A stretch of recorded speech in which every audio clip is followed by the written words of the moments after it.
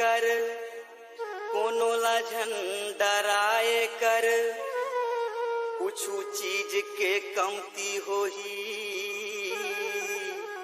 मोला तैं बताए कर। ए मोरे मैडम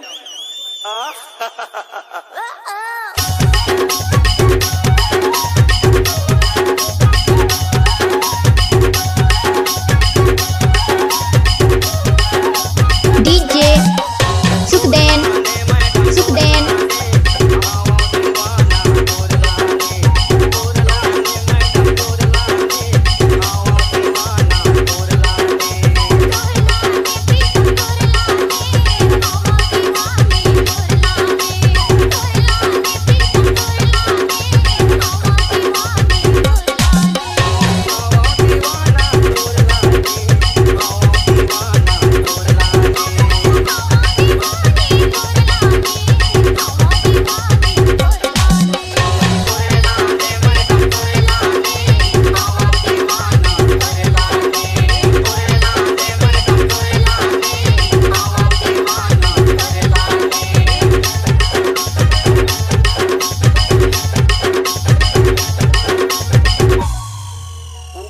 के चंदा या बुड़ती के घाम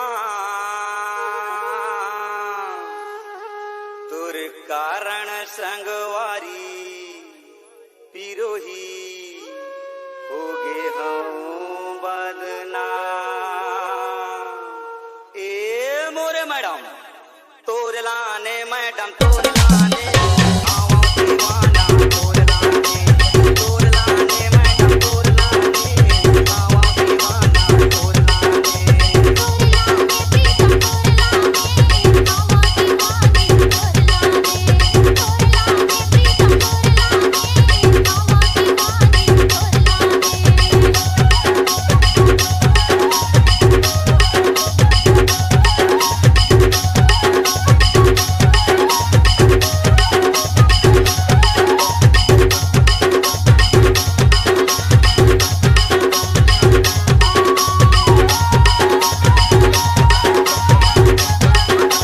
डीजे सुखदेन नहीं आवे लिखना नहीं आवे पढ़ना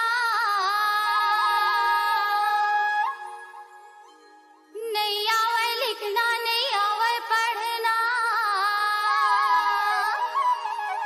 तोरे सूरी तमा राजा